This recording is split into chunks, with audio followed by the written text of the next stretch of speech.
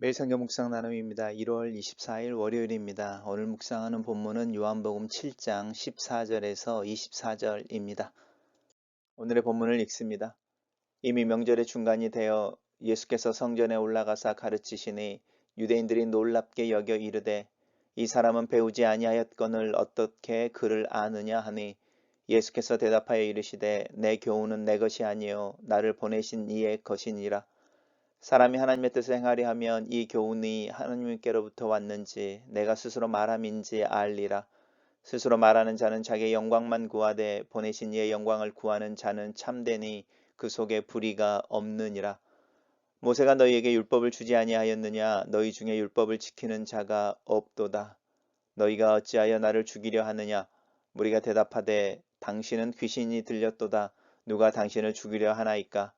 예수께서 대답하여 이르시되 내가 한 가지 일을 행하매 너희가 다 이로 말미암아 이상히 여기는도다. 모세가 너에게 할례를 행하였으니 그러나 할례는 모세에게서 난 것이 아니요 조상들에게서 난 것이라. 그러므로 너희가 안식일에도 사람에게 할례를 행하느니라. 모세의 율법을 범하지 아니하려고 사람이 안식일에도 할례를 받는 일이 있거든 내가 안식일에 사람의 전신을 건전하게 한 것으로 너희가 내게 노여워하느냐. 외모로 판단하지 말고 공의롭게 판단하라 하시니라. 오늘의 본문은 두 개의 단락으로 나눠져 있습니다.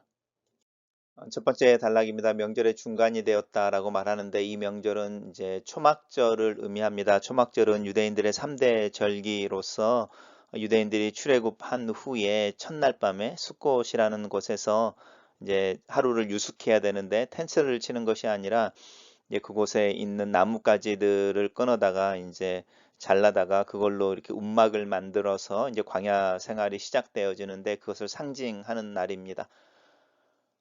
중간이 되었다라고 하는 말은 이제 우리 어제 묵상했던 본문을 보면 아시는데요. 이제 초막절이 가까워짐에 형제 예수님의 육체적인 형제들이 가족들이 와서 당신 예루살렘에 올라가서 당신을 좀 드러내십시오 이렇게 말하는데 그게 이제 형의 능력이 있으니까 한번 펼쳐봐 이렇게 말하는 게 아니고요. 약간 비아냥거린다, 그 신뢰하지 못하는데 증명해봐, 약간 이런 게 어떤 그 시험하는 듯한 이런 요소들이 사실은 있습니다. 그럴 때 예수님께서 나의 때가 아직 이르지 않았으니 나는 예루살렘에 올라가지 않는다라고 말씀하시고 이제 가족이 예루살렘에 올라간 후에 뭐 하루나 이틀 뒤에 이제 예수님이 은밀하게 예루살렘으로 올라가시는 거죠. 이제 거기에 시간차가 생겨서 예수님이 예루살렘에 도착했을 때는 명절이 이미 초막절이라는 명절이 이미 시작되어졌던 것 같습니다.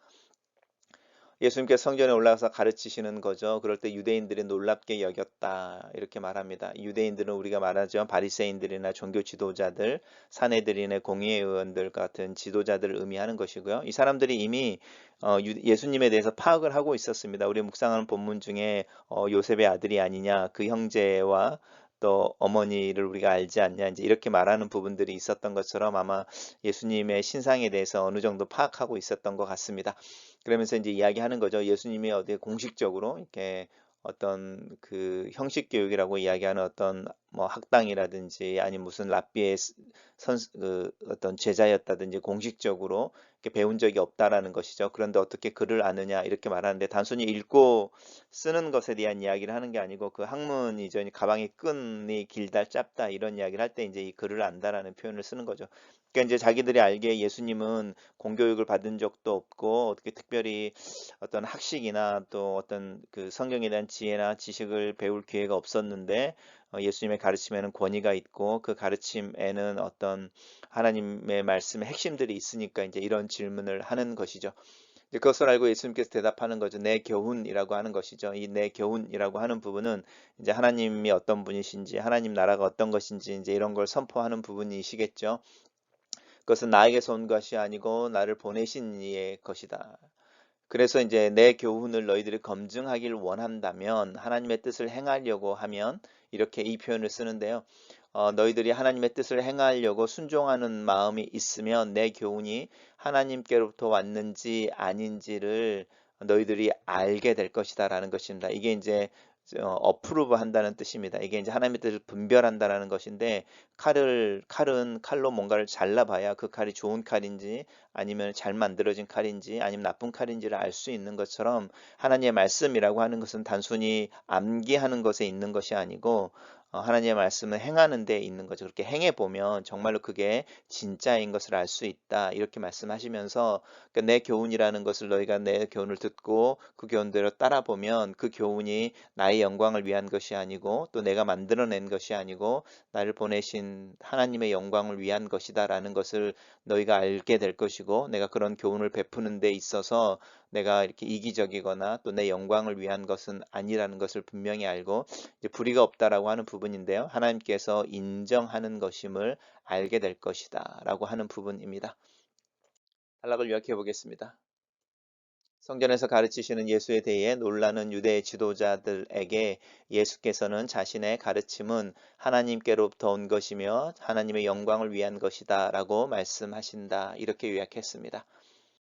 두 번째 단락에서 예수님의 이제 그 논쟁이 계속 진행되어지는데 이번에는 이제 모세와 율법에 대한 이야기를 하는 겁니다. 그래서 모세가 너희들에게 율법을 주지 않았느냐?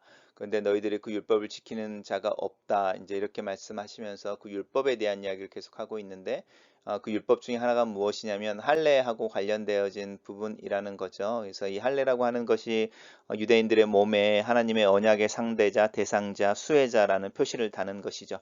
그리고 이제 가로가 쳐져서 사실은 그 할례에 대해서 조금 더 설명을 하고 있는데 우리가 이제 신약 성경을 특별히 읽다가 이렇게 가로가 쳐진 부분들이 있을 때는 우리가 이제 성경에 원본이 존재하지 않고 많은 사본들이 존재하는데 이제 그분 어떤 사본들 다 비교했을 때에 어떤 사본에는 이 구절이 등장하지 않는 거죠. 예, 그래서 이제 일반적으로 학자들은 이 가로쳐진 내용은 나중에 후대에 필사자가 오해가 될 만한 부분들을 미리 방지하기 위해 설명을 한 부분일 거다 이렇게 말합니다.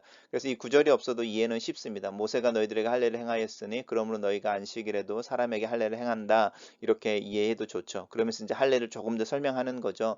할례는 사실 모세가 시작한 것이 아니고 조상들에게서 시작된 거다라고 하는 이 조상들인데 이 조상들 우리가 알고 있는 것처럼 하나님이 아브라함에게 너와 내 집에 있는 모든 남자들이 할례를 행해라라고 이 아브라함 때부터 시작되어진 것이죠. 너희들 내가 너와 맺는 언약 그리고 그 언약의 당사자 수혜자로서 너희 가족들이라는 의미로 그리고 이제 그것을 뭐 이삭이라든지 야곱이라든지 이렇게 계속 이제 할례를 행했었는데 아마 모세가 너희들에게 할례를 행했다라고 하는 부분은 이제 그 노예 생활을 하는 중에 이제 이런 의식들이 없어졌었겠죠. 마치 여호수아와 함께 그 광야의 2세대라고 하는 세컨 제너레이션들이 이제 요단강을 건넌 후에 가나안 정복 전쟁을 시작하기 전에 이제 이 할례를 받는 걸 보면 사실은 광야 40년에 방황하는 기간 동안에 태어나는 아이들에게 할례를 주지 않았다라는 뜻이잖아요. 이제 이런 부분들처럼 유대인들도 어쩌면은 이제 이스라엘 사람들도 그 애굽에서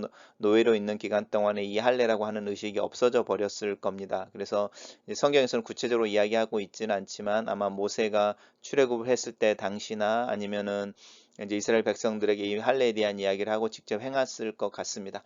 그러면서 이제 이야기하는 거죠. 이 할례 하나님 앞에서 너의 정체성이 무엇인지 언약의 대상. 근데 이 할례를 언제도 행하냐면 안식일에도 행한다라는 겁니다. 왜냐하면 이제 태어난 아이들이 7일이나 8일 만에 이제 할례를 받는데 이제 이럴 때 안식일에도 할례를 받는 아이들이 생기는 거죠. 근데 이제 이 할례를 준다는 일이 사실은 이제 칼을 아니면 굉장히 날카로운 돌을 사용하는 일이고 또 이제 피를 보는 일이고 그래서 이게 이제 일이라는 걸로 연결되어지죠. 안식일에는 일을 하지 말라 이제 이렇게 말하는데 이제 그 일에 포함이 되는데 너희들은 이 모세 율법을 범하지 않으려고 이제 할례라고 하는 일을 안식일에도 하지 않느냐 이렇게 이야기하면서 이제 예수님이 행하셨던 어떤 일과 연관을 시킵니다. 그래서 안식일에 사람의 전신을 건전하게 한 것 이야기하는데 이것은 우리가 잘 알고 있는 것처럼 이렇게 베데스다 연못에 38년 된 병자가 있었는데 그 병자에게 네가 일어나서 네 침상을 가지고 걸어가라라고 이렇게 치유하셨던 일이 있죠. 그 일에 대한 이야기를 하는 겁니다. 그 일이 이제 이 22절 1절에도 보면 내가 한 가지 일을 행하매라고 말하는 이 한 가지 일인데 이 한 가지 일이 이제 안식일에 사람의 전신을 건전하게 한 것 이 부분이죠. 그래서 이제 이 침상을 가지고 걸어가는 이 병이 나은 이 사람을 보고 이제 유대인들이 책망하는 거죠. 너 안식일인데 일을 하면 안 돼. 이렇게 말할 때에 이제 그 병이 나은 그 사람이 내가 하는 게 아니고 나를 병을 고쳐준 사람이 나로 하여금 이렇게 침상을 가지고 걸어가라고 명령을 했기 때문이야. 이렇게 이제 이야기하는데 그때는 이제 유대인들도 또 이 병남을 받은 사람도 예수가 했다라는 걸 알지 못하게 되는 거죠. 그런데 나중에 이제 예수님이 이 사람이 성전에 올라가 있을 때에 그 사람에게 나타나 다시는 이렇게 죄를 범하지 말아라. 더 중한 것이 생기지 않게 하나님 앞에서의 어떤 경건한 삶에 대한 이야기를 할 때 이 병자가 나를 고쳐주신 분이 예수였구나라는 걸 깨닫게 되는 거죠. 그리고 이제 유대인들에게 가서 내 병을 고쳐준 사람, 나로 하여금 안식일을 범하게 침상을 가지고 걸어가라고 나에게 명령했던 분은 예수님이다. 이제 이 이야기를 했던 내용입니다. 그리고 이제 이 이야기가 이제 7장에 연결되어집니다.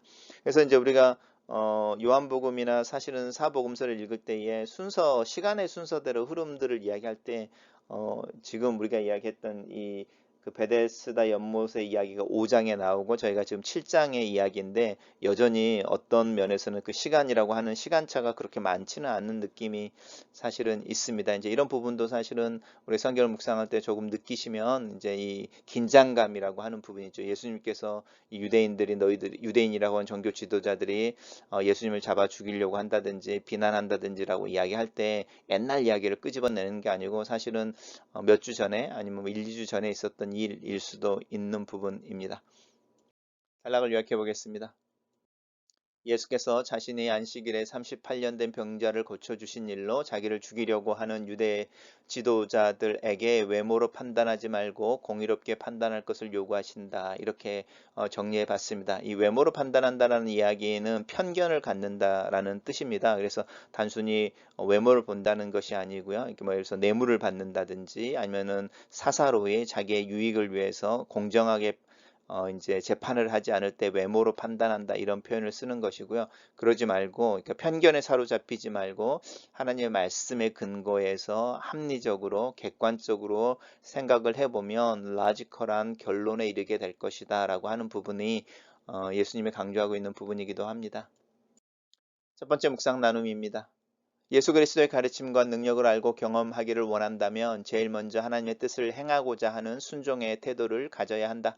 순종은 하나님의 뜻을 배우는 가장 좋은 학교라는 무디의 말처럼 나는 정말로 하나님의 영광을 구하며 사는지 내 입에서 고백되는 하나님의 존재하심과 그분의 사랑과 은혜, 일하심이 내 삶에서 내 몸을 통해 고백되고 실천되는지 하나님의 뜻을 실천하려고 애쓰는 중에 나를 도우시는 성령을 경험하고 있는지 그렇지 않다면 어쩌면 내가 경험하는 종교적인 경험들은 정신의학적으로 설명되어지는 정신의 장난이나 또 화학물질의 어떤 컨비네이션에 불과한 것인지도 모르겠다.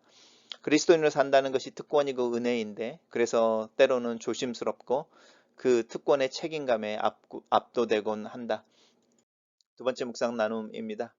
유대 지도자들의 종교적인 열심이 오히려 그들에게 편견이 된다. 열정적인 믿음이 때로는 편견이 되고 타인들의 눈에는 이기적인 모습으로 보이는 일이 종종 있다.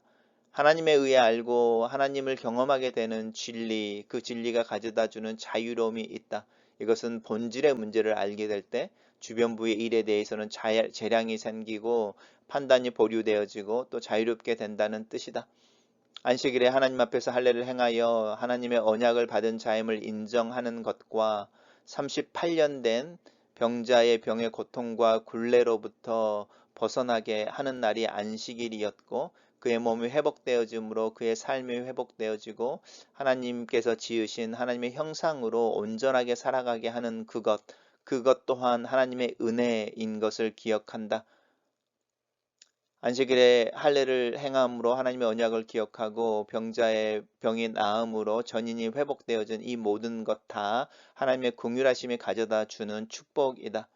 현상과 편견을 넘어서 본질을 볼 수 있는 지혜와 직관이 필요하다. 이것을 위해 기도한다. 내 안에 계신 성령께서 나를 진리 가운데로 인도하시고 하나님의 보호와 풍성한 비밀이신 예수 그리스도를 더 알므로 그리스도가 가져다 주는 진리를 또 그 자유로움을 더 경험하게 되기를 기도한다. 글로 쓰는 기도입니다. 하나님께 받은 것을 가르치는 예수 그리스도의 가르침 앞에 섭니다. 아침에 성경을 펴고 읽을 때마다 하나님이 어떤 분이신지를 더 알기를 원합니다. 하나님께서 말씀하시는 삶의 원리와 약속을 순종을 통해 경험하기를 원합니다. 때로는 예수 그리스도 안에서 주어진 자녀됨의 특권을 주장할 줄 알게 하시고, 때로는 용서받은 자로 용서할 줄 알게 하시고, 때로는 하나님의 풍성하신 자비와 사랑을 섬김으로 나눌 줄 아는 자가 되게 도와주시옵소서. 내 마음이 하나님의 말씀으로 가득 차기를 원하고, 그 말씀이 생명의 강, 생명의 떡이신 예수 그리스도로 인해 내 삶을 풍성하게 하고, 그 풍성한 삶이 내 삶을 넘쳐 내 가족과 주변으로 흘러갈 수 있도록 나를 도우시고 축복하시옵소서. 겸손하고 배우는 자로 하루를 엽니다. 하나님의 관점, 하나님의 마음, 하나님께서 말씀하시는 삶의 본질과 믿음의 본질을 분별할 줄 아는 지혜와 직관을 더하여 주시옵소서. 예수님 이름으로 기도합니다. 아멘.